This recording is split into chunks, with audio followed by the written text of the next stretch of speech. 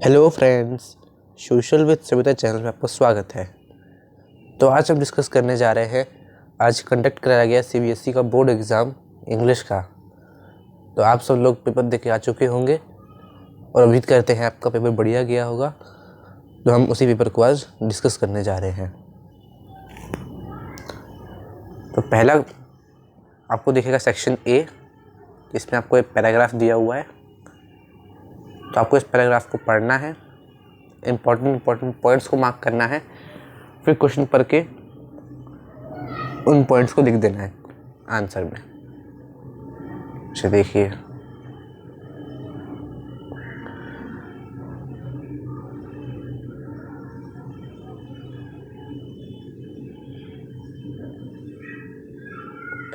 और total 10 marks का एक पैराग्राफ आता है। तो आपके ऐसे दो पैराग्राफ, एक और पैराग्राफ होगा, तो पैराग्राफ्स आपके कुल मिला के 20 मार्क्स के होते हैं।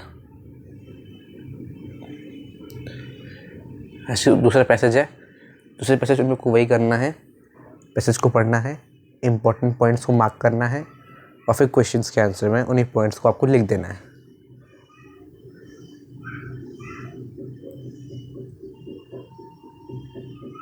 आप देख सकते हैं।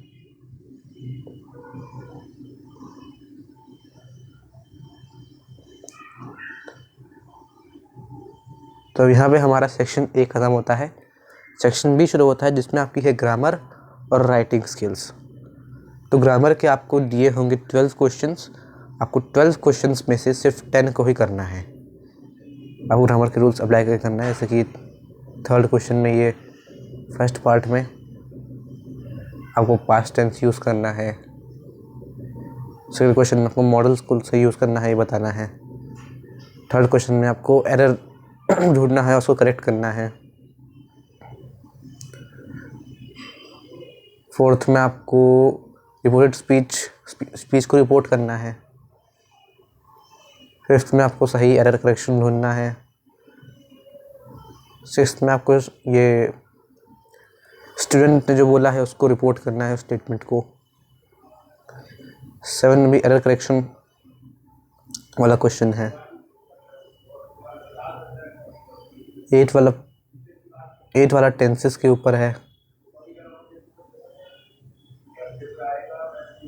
और 9th क्वेश्चन है सब्जेक्ट वर्ब एग्रीमेंट का है। 10th क्वेश्चन मॉडल से है। 11th question subject verb agreement से है और 12th क्वेश्चन एरर करेक्शन से है। तो आपको इन 12 क्वेश्चंस में से 10 क्वेश्चन ही करने हैं। अब हमारे राइटिंग स्किल्स के क्वेश्चन है। इसमें आपको एक लेटर मिलेगा और एक एनालिटिकल पैराग्राफ मिलेगा। आपको दोनों में 2 ऑप्शंस दिए होंगे, आपको दोनों में से एक ही करना है। जैसे कि फोर्थ में लेटर है, तो आपको दोनों में से एक ही करना है और ये 5-5 मार्क्स के होंगे। ऐसे ही फिफ्थ में आपको एनालिटिकल पैराग्राफ मिलेगा 2, आपको 2 में से एक करना है। अब यहाँ पे हमारा सेक्शन भी ख़त्म होता है। सेक्शन सी शुरू होता है, जिसमें लिटरेचर के क्वेश्चंस हैं। तो आपको अब एक क्वेश्चन मिलेगा, एक्सट्रैक्ट आपको दिया जाएगा और उस एक्सट्रैक्ट के बेसिस पे आपको आंसर लिखने हैं। जैसे ये ए पार्ट एने फ्रैंक चैप्टर से आया है, तो आपको इसको पढ़ के फ्रॉम डायरी ऑफ एने फ्रैंक, चैप्टर का नाम भी लिखा हुआ है, आपको पढ़ के इस चैप्टर क्वेश्चंस के आंसर देने हैं। या फिर अब दूसरा ऑप्शन भी दिया होता है, तो इसमें दूसरा मैसेज दिया हुआ है द नेकलेस चैप्टर से, तो आप उसके भी क्वेश्चन कर सकते हैं अगर आपको ऊपर वाला नहीं आ रहा है तो। ऐसे ही ये तो था प्रोज सेक्शन से। अब 7th वाला आपका पोइट्री सेक्शन से एक्सट्रैक्ट दिया गया है। जैसे ए पार्ट है आपका tale of custard dragon chapter से, तो आपको ऐसे ही इसमें चैप्टर के बेसिस पर क्वेश्चन पूछेगा, आपको उसको करना है।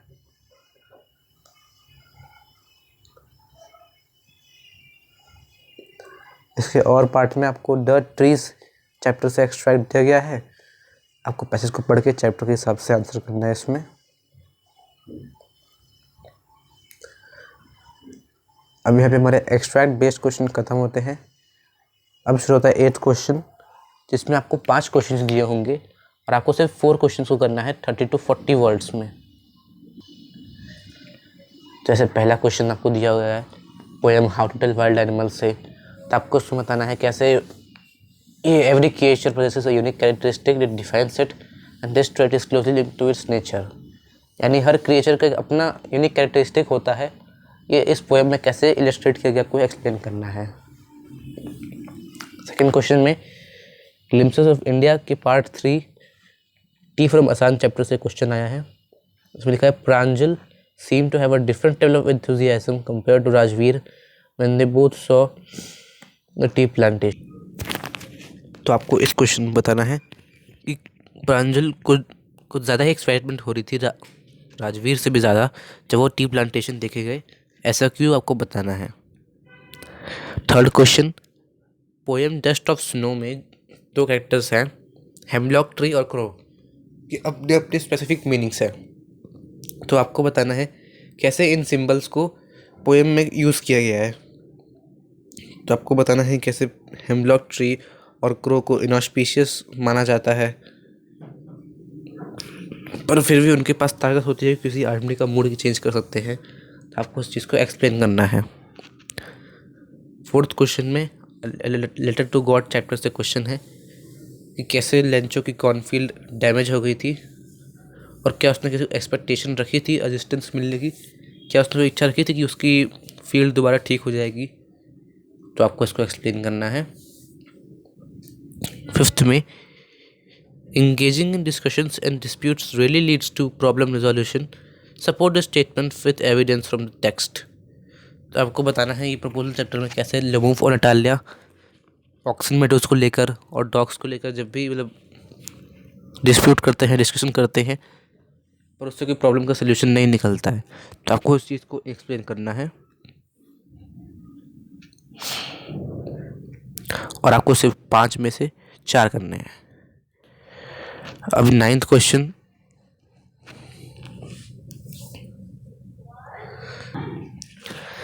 थर्ड क्वेश्चन आपको 9th क्वेश्चन में भी आपको 3 क्वेश्चंस मिले हैं, आपको उसमें सिर्फ 2 करने हैं। जैसे कि फर्स्ट पार्ट में आपको बताया गया है कि कैसे बुक्स सिग्निफिकेंट रोल प्ले करती हैं किसी आदमी की पर्सनैलिटी शेप करने में। तो आपको बताना है कैसे एक बुक ने सिग्निफिकेंट शिफ्ट कॉज किया रिचर्ड्स एब्राइट की लाइफ में, आपको इसको एक्सप्लेन करना है।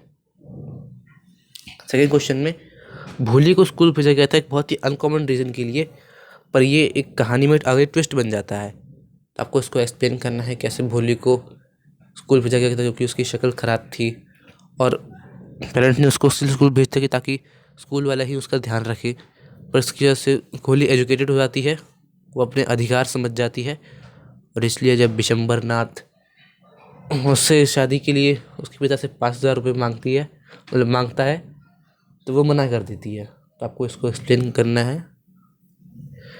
थर्ड में Fowler disappointment arose when he laid eyes on Ausable rationalize the statement.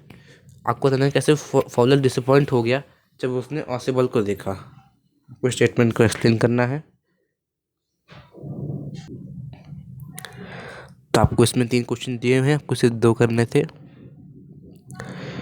10th में आपको 2 क्वेश्चन दिए हुए हैं, आपको 1 करना है और एक क्वेश्चन 6 मार्क्स का है। तो फर्स्ट पार्ट में पूछा गया है the inherent instinct for freedom is a fundamental trait in all living creatures, justified the statement with reference to Mijbil the otter and a tiger zoo. बताना है कैसे हर लिविंग क्रिएचर को फ्रीडम चाहिए होती है। तो आपको एक्सप्लेन करना है रेफरेंस देके मिजबल द ऑर्डर का और a tiger in the zoo का रेफरेंस देके इसको एक्सप्लेन करना है। सेकेंड पार्ट में both Nelson Mandela long walk to freedom by Nelson Mandela and the trees by Adrienne Rich explore themes of transformation, liberation and the power to change, examine the commonality of themes in both the works. तो आपको इसको similarity ये बतानी है कि कैसे दोनों poems repeat करते हैं। फ्रीडम हर किसी के लिए ज़रूरी है, चाहे वो प्लांट्स हो या एनिमल, उनकी फ्रीडम उनसे ले लेनी चाहिए। आपको चैप्टर के बेसिस पे इस चीज़ को एक्सप्लेन करना है। Last question 11th question. तो फर्स्ट पार्ट लिखा है, Griffin was a lawless person even though he was a brilliant scientist, discuss. आपको बताना है ग्रिफिन एक बहुत ही ब्रिलियंट साइंटिस्ट था, लेकिन वो एक लॉलेस पर्सन था, यानी बिल्कुल नियमों को पालन नहीं करता था। कैसे, आपको एग्जाम्पल देके बताना है। इसके दूसरे पार्ट में बताना है, the book that saved the earth chapter एक आइडिया कम्युनिकेट करता है कि misinterpretation of cultural disparities among different groups can lead to misunderstandings and disputes. From the play, discuss methods to prevent such confusion and conflicts, ensuring the preservation of peace and harmony. तो कैसे किसी जगह का culture के बारे में ना पता होने से मिसअंडरस्टैंडिंग और डिस्प्यूट्स हो जाती हैं, तो उसको कैसे प्रिवेंट किया जा सकता है, ऐसे कन्फ्यूजन को आपको इस चैप्टर से एक्सप्लेन करना है। तो यहाँ पे हमारा पेपर समाप्त होता है। उम्मीद करते हैं आप लोग पेपर बढ़िया गया होगा, और अगर कोई आपको डाउट है तो आप कमेंट सेक्शन में पूछ सकते हैं, और इसको अपने दोस्तों को शेयर भी करिए, और लाइक करें, कमेंट करें, और सोशल विद सविता चैनल को सब्सक्राइब भी करें। Thank you.